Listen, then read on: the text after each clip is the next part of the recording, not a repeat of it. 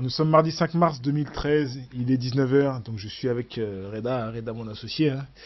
Donc, comme toujours, quand on se voit, on se dit qu'on va faire partager un peu nos discussions qu'on a tous les deux, parce que des fois on a des sujets vachement intéressants, et puis on se dit, sans prétention aucune, que ça peut être bien que d'autres personnes les écoutent. Bonsoir Reda, comment ça va? Ah, ça va bien, merci. Ok, Abdullah, ça va, la santé, le moral? Ouais, tout va bien, merci. Tranquille. Ok, donc comme d'hab, hein, j'ai voulu qu'on fasse un petit point. Parce que je sais qu'il y a beaucoup de monde qui nous écoute de plus en plus. Je suis surpris des fois de voir qu'il y a autant de monde qui se disent qu'on est une radio, etc. Bon, on sait pas où est-ce que l'avenir va nous mener, mais donc là, en termes d'actualité, il y a pas mal de trucs qui se passent. Le Mali, du caca dans la bouffe d'Ikea, du cheval à la place du bœuf, les manifs perpétuels, Manuel Valls qui se prend pour Sarkozy. Donc il y a pas mal des policiers de la BAC aussi qui sont morts hein, la dernière fois, et puis voilà, donc il y a pas mal d'actualités.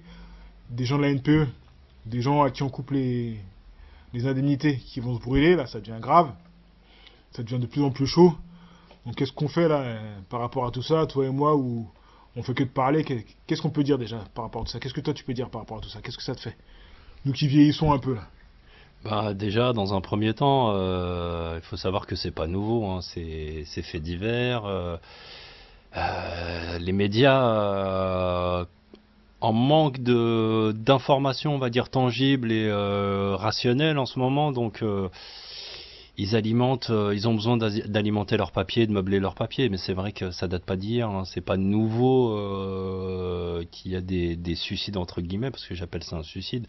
Après, effectivement, il y a concernant le pôle emploi, et concernant d'autres sociétés, des personnes qui s'immolent, c'est peut-être un phénomène nouveau, mais il y a toujours eu des suicides. Mais voilà, ce que je veux dire, c'est pas quelque chose qui est anodin en France, ça a toujours existé.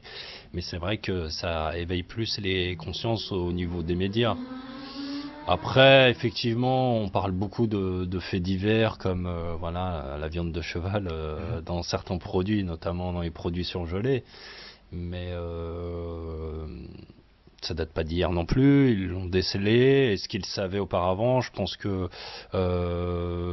au point de vue sanitaire, au point de vue du gouvernement, je pense que le ministère de la Santé était bien au courant, parce que faut savoir qu'on est quand même un système en France où on est assez draconien sur les vérifications, notamment sur les ingrédients qu'il y a dans certains aliments.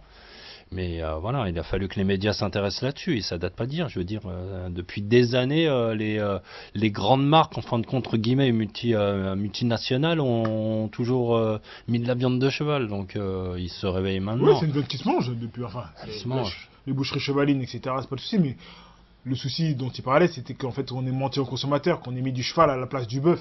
Ah oui, mais à qui on ment pas? Surtout de consommation, on ment de toute façon. On sait pas ce qu'il y a dedans. Et puis, moi, ce qui m'importe le plus, c'est en termes de santé et en termes pour nos enfants. Est-ce que c'est dangereux pour la santé ou pas? Moi, c'est ce qui m'importe, c'est en termes au niveau de prévention et de santé. Voilà, en termes de santé publique, est-ce que c'est dangereux pour les enfants? Est-ce que ça a été un danger pour nous, puisque on en a mangé, allez, toute notre vie en fin de compte, puisqu'on a tous acheté du surgelé, et puis il y avait de la viande de cheval à l'intérieur apparemment. Mais est-ce que ça a des impacts au point de vue sanitaire et surtout en termes de santé publique? Moi, c'est ça qui m'importe le plus. Après, ça peut effectivement choquer les personnes qui sont dans le cadre de la protection de certains animaux, où effectivement ils ont senti effectivement qu'ils ont été spoliés et qu'on leur a menti, mais moi ça me choque pas plus que ça, parce que des mensonges au niveau de la consommation, on en a eu, on en aura encore. Ok. Effectivement, on achète beaucoup, notamment dans des lieux discount entre guillemets, des aliments, c'est-à-dire qu'ils nous en mettent plein la vue avec des termes un peu chimiques, où ils nous disent il y a du E180, mais dans le E180 on ne sait pas ce qu'il y a. Dans le E220 on ne sait pas ce qu'il y a dedans. Peut-être que dans 10 ans ils vont nous révéler, voilà, sans citer de nom, hein, dans les chaînes de distribution discount, qu'il y avait tel aliment qui est dangereux pour la santé avec tel produit chimique. Donc ça me choque pas plus que ça.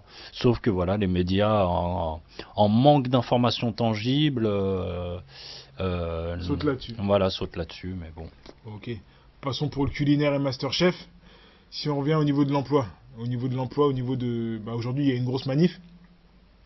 Pour toi, l'emploi en France, comment ça va? Ça va bien, ça va mal? C'est chaud? C'est pas chaud? C'est pas plus chaud qu'il y a 10 ans. C'est pas plus chaud qu'il y a 15 ans parce que moi je tiens à éveiller les consciences, c'est que je reprends des chiffres. Il faut bien se mettre ça en idée, ça je m'adresse à tout le monde. On parle de plus de 3 millions de chômeurs en France. On la connaît, 3 millions de chômeurs, c'est 3 millions d'immigrés, donc c'est clair que c'est pas gagné. C'est ça? Exactement. Les personnes qui veulent vraiment des informations, bon, ils ont qu'à regarder iTélé, BFM, Journal de 20 heures ou France 2. Ça, c'est libre à eux. Mais ils peuvent aller chercher des informations un peu plus crédibles. Il faut savoir qu'en 97, il y avait plus de chômeurs en France. Selon les statistiques, moi je me méfie parce que pour moi, les chiffres, ça peut parler, mais comme ça peut être des termes erronés. Il suffit, je te donne un exemple concret. Certes, il y a peut-être moins de contrats à durée indéterminée, mais il suffit que, ne serait-ce que qu'il y ait des CDD de 6 mois et que la personne va s'inscrire au Pôle emploi, elle rentre tout de suite dans les statistiques d'une personne qui est au chômage. Mais ils ne te disent pas que cette personne-là peut trouver un travail au bout d'une semaine, une semaine après. Mais cette personne qui a été au Pôle emploi, elle va être rentrée dans les statistiques. Mais on ne sait pas les allées et venues, les entrées et les sorties qu'il y a. Est-ce qu'on sait que par exemple ces 3 millions de chômeurs qui sont à la recherche d'un emploi depuis 2 ans, qui sont à la recherche d'un emploi depuis 1 an, qui sont à la recherche d'un emploi depuis une semaine. Donc il faut vraiment détailler ces statistiques parce que c'est pas 3 millions de chômeurs qui galèrent depuis des années. D'accord. Parce que c'est vrai qu'on a salé des 3 millions de chômeurs qui galèrent. On ne sait pas, il n'y a peut-être pas 3 millions de chômeurs qui galèrent, c'est peut-être des CDD en courte durée qui sont revenus s'inscrire à Pôle emploi. Parce que tu sais, ils calculent souvent par trimestre leurs statistiques.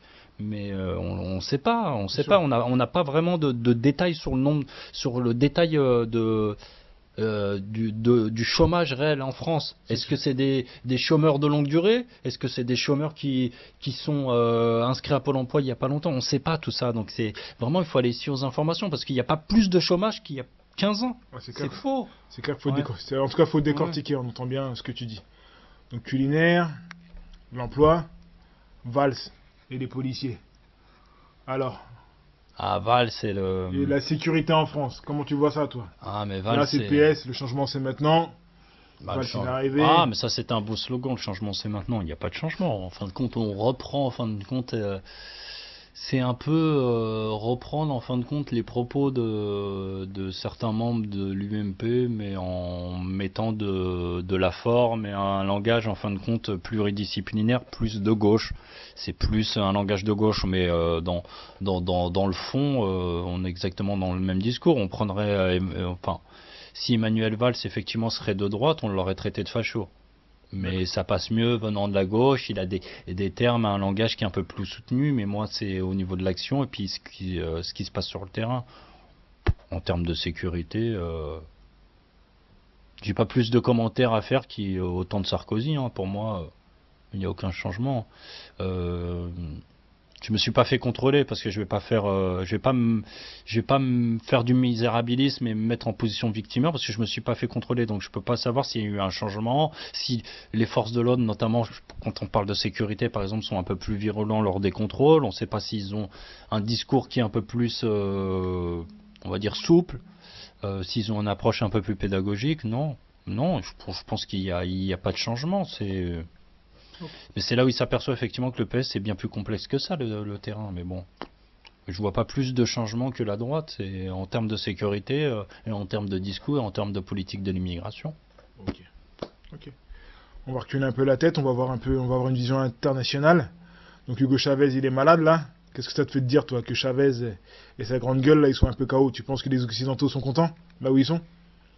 Bah, je pense que oui, d'un côté. Et les Américains? Oui, surtout en fin de compte, entre guillemets, le monde impérialisme, en fin de compte, c'est plus le côté atlantique, mais ça effectivement, les Maisons Blanches, ils se frottent les mains, mais il faut savoir que le Venezuela, ils ont un peuple aussi, et que la personne, si vraiment il n'y a pas de manipulation de la part du Venezuela, enfin de la part des pays extérieurs qui vont essayer de manipuler ce pays pour essayer de placer leurs pions. Mais si ça se fait de manière démocratique au Venezuela, ils auront un second Hugo Chavez. Mais pour moi, je me fais pas de soucis pour le peuple parce que le peuple n'est pas idiot.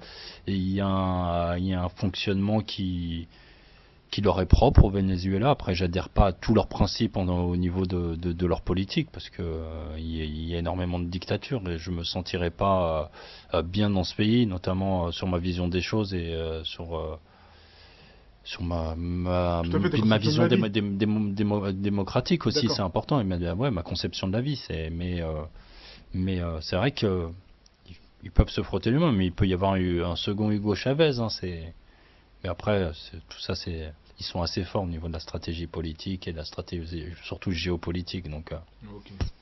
je pense pas que ça les dérange plus que ça. Bon, ils doivent être contents d'un côté, mais je pense pas que ça ait un impact financier dans le monde et Ok. en termes de sécurité notamment. Ok. Donc on recule une dernière fois la tête.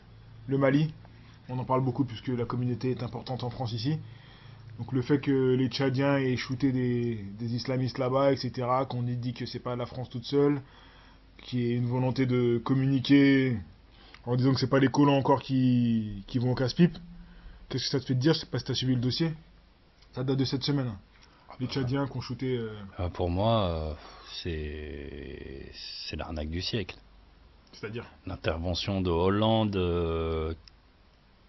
Soyons plus global, c'est la France, Non, c'est pas que là, ouais, Hollande. mais Hollande, c'est Hollande qui a donné son intervention, qui a donné son aval pour ramener les troupes françaises au Mali. Pourquoi il l'a pas fait 6 mois avant?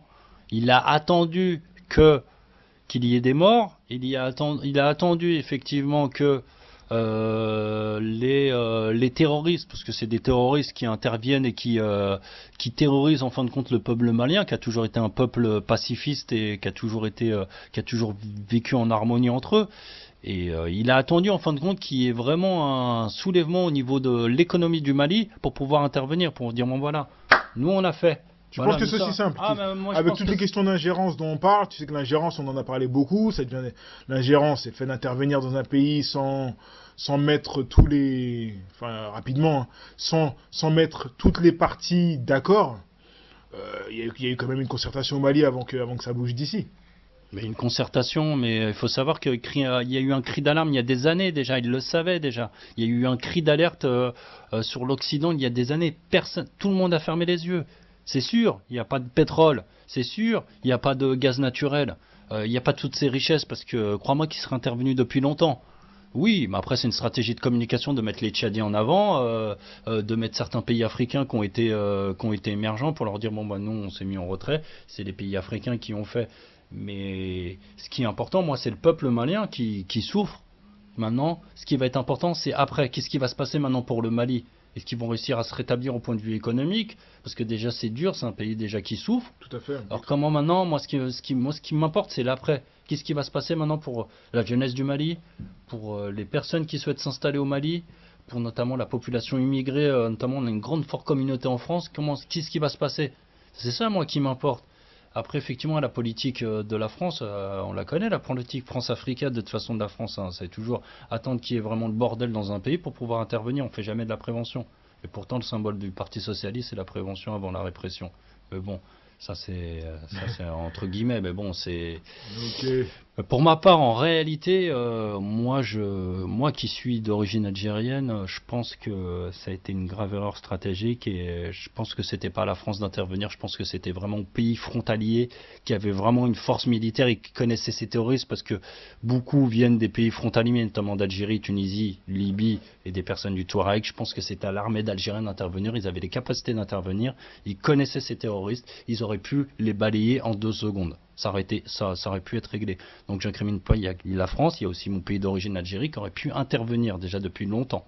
Ça aurait été vite réglé parce que c'est un pays frère, le Mali, avec l'Algérie. Et mais voilà, donc il y a peut-être une stratégie politique derrière. Depuis longtemps, des années déjà, ils auraient pu déjà intervenir déjà balayer parce que ce qui s'est passé en Algérie, on nous a fait croire que le terrorisme a été éradiqué alors que c'était faux. On a eu la preuve, notamment en Algérie, notamment dans l'usine de gaz ou de pétrole où il y avait tous les immigrés, où il y a une prise d'otages. On nous a fait croire que il n'y avait pas de terroristes. Et ben, il y en a dans tout le Sahara occidental et notamment sur le nord du Mali, vers Tombouctou. Notamment sur la population touareg et on nous a fait croire que tout était bien et que tout était rose alors que c'était faux. Ok, pour l'international, 15 minutes, je vais te laisser le libre cours de dire un peu ce que... Bah, comment on appelle ça? Une tribune. Donc là, on a fait 15 minutes, on a essayé de survoler un peu les différents sujets d'actualité qu'on a choisis, hein. On n'a pas fait l'actualité. L'actualité, c'est un grand mot, hein. Il y a d'autres sujets, bien évidemment. Bien sûr. On invite nos auditeurs à nous envoyer des sujets s'ils Bien souhaitent, sûr. s'ils souhaitent qu'on en parle. Qu'est-ce que tu aurais à dire pour terminer? Qu'on soit pas trop relou, 15 minutes? Bah, surtout, qu'entends-tu par auditeur? Parce que c'est assez. Bah, il y a des gens qui écoutent, qui me disent fais tes interviews, continue tes trucs. Les gens de Facebook qui nous écoutent. Qu'est-ce que tu aurais à leur dire? Bah, surtout, ce qui est important, c'est mobilisez-vous si vous avez quelque chose à dire, n'hésitez pas à vous mettre en contact avec Fambi. Lui, il est disponible pour toute interview, donc vous pouvez lui envoyer un message, hein, sur son blog ou sur sa page Facebook. Et surtout, je pense que il est important que chacun y mette sa pierre. Et si une personne a des choses à dire, il faut pas croire qu'on se fait pas entendre parce que maintenant, l'arme, c'est les réseaux sociaux. Et il faut savoir qu'il y a certaines révolutions qui ont commencé par les réseaux sociaux sans citer de pays. C'est noté. Ok, bah Reda, je te remercie, passe une bonne soirée. Moi, je te remercie à toi. Bon courage, ciao. Merci, ciao.